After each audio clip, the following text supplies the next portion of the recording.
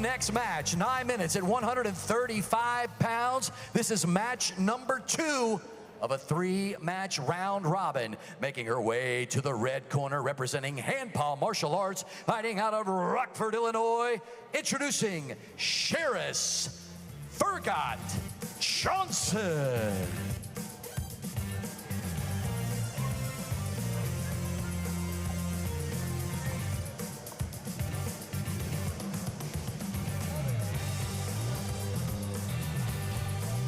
And now her opponent, making her way to the blue corner, representing Levitate Jiu-Jitsu, fighting out of Cleveland, Ohio, presenting Kailey Vilyus.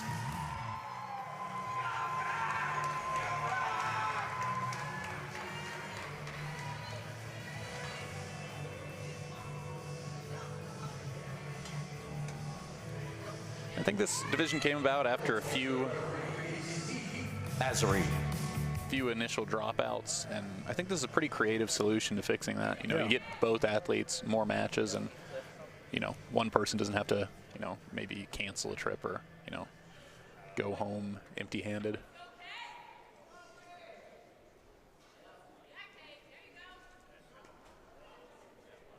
Quick reversal for Charis. Looking to isolate the legs back into a 50-50.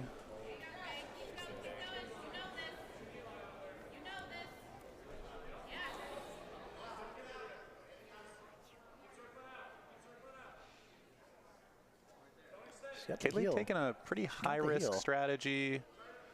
Deep exposure on that heel hook. Definitely has it. If she's able to belly down, she might be able to get the finish. It looks like she just doesn't have the pressure there, but a really deep bite and a good look at that attack.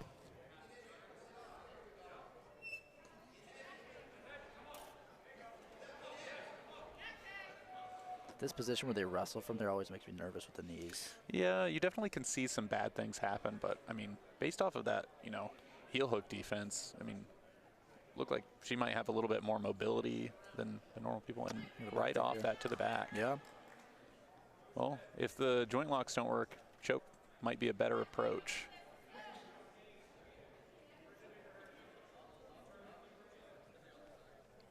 Kailey's doing a good job, though, of putting her head on the mat, making sure that she's given herself a path to turn back into Charis. So we got a reset here.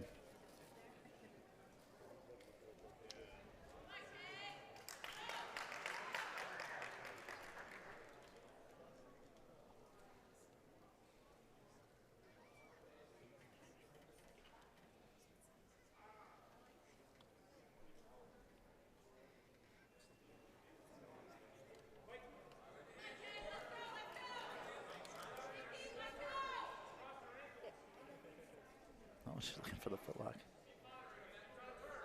It doesn't hurt to throw them out there, especially I feel like Charis's feet are kind of coming close together sometimes, you know, even crossing momentarily. So definitely the opportunity there.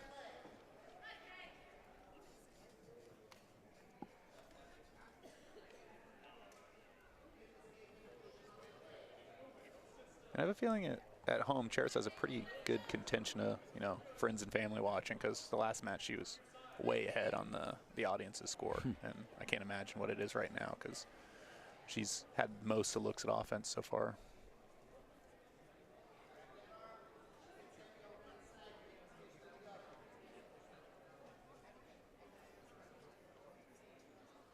So Kailey's got a good position with that right arm there. If you're going to be in mount, you want that inside like that, using it to bridge.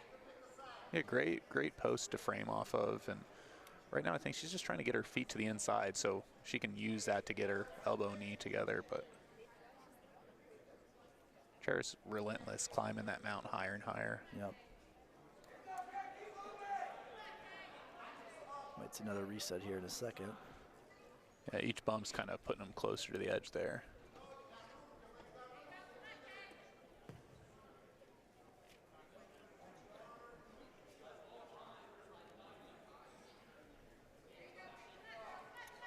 What are we looking for here? Maybe a triangle?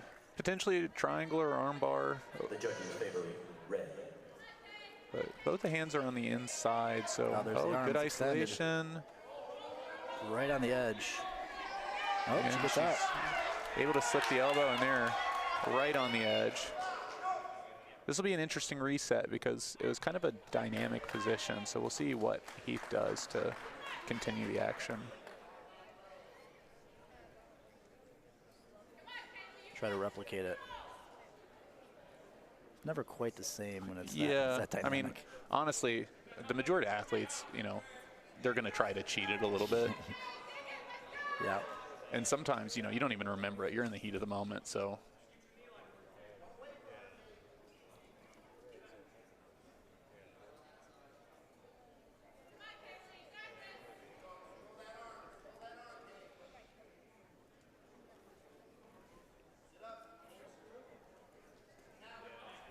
Oh, another back take. Oh, headlock. Ooh. Oh, I love that. Okay. So now we get to see Kailey on bottom here. Looks like double overhooks. Yeah, potentially good for sweeping with that butterfly guard, but yeah, can't tell if the hands are locked. Maybe not. Like to see her look to try to extend Charis's base, but opting for the closed guard, it looks like. She can come back up to her feet.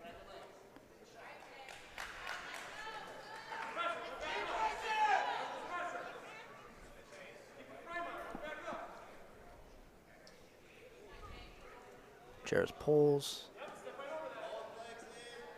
Nice job by Kailey getting that left leg over right away, forcing that half guard. Yeah, really took advantage of that, you know, space from the guard pool. See if she can get. She's got the knee shield to deal with now.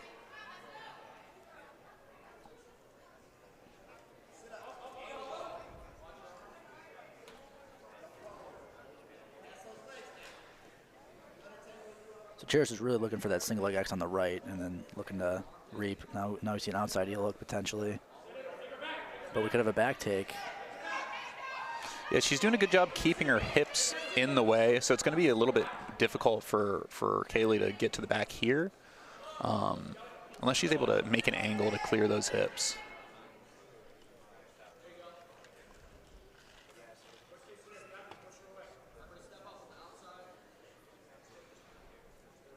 I want to see Charis bring the grip a little closer to her head because with it so far away, it's going to be easier for Kailey to hand fight and clear her feet.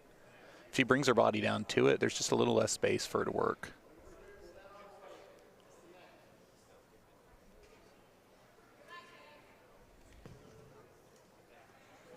Now that angle's changed, so the back take could become a reality again.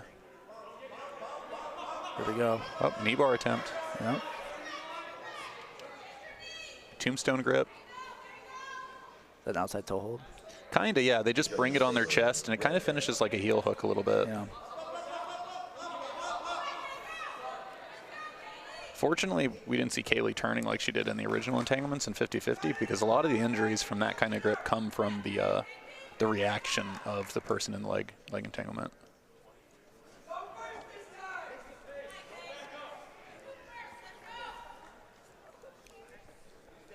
Both of them standing really close together. I see a potential for a big throw here. I think Kailey's looking for the throw. She went for that headlock earlier. See if she goes for something similar again. Charis pulls. Once again, that single leg X on the right. And she's got exposure on the heels. She's just got to get the legs there, too. And I feel looking like for the tombstone grip again. Yeah. I feel like that can throw people off, too, playing it on the right side like that. Most people aren't used to that as much. What, the leg attack? Yeah. I think because I think Charis probably right-handed. Like, for me, I tend to attack, like, the left side more because I'm right-handed. Yeah. But definitely a little bit, you know, maybe outside of Kailey's comfort zone.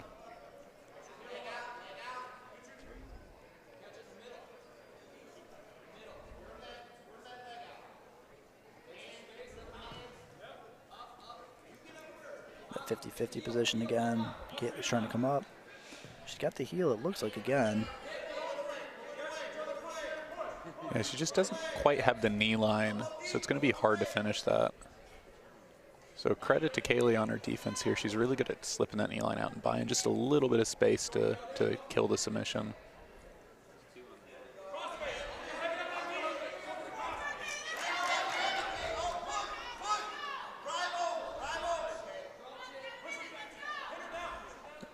Only a minute away from potentially our second decision of the night.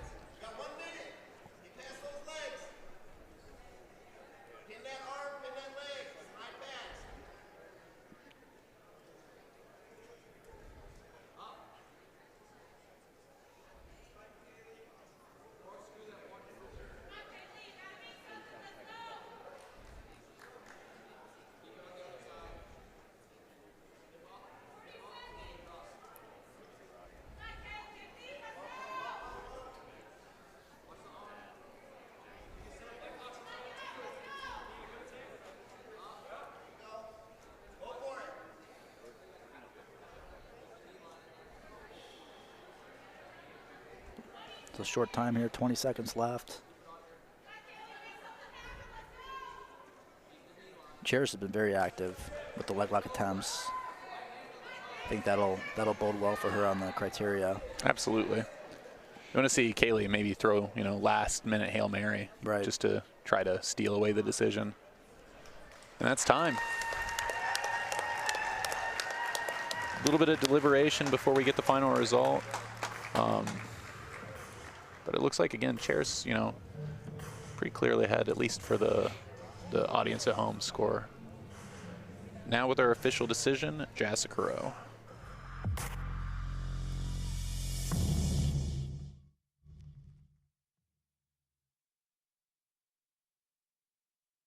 Ladies and gentlemen, after 9 minutes, Judge Gabriella McAuliffe and Rocco DiTilio and the fans all agree for your winner by unanimous decision, Charis Furgat-Johnson.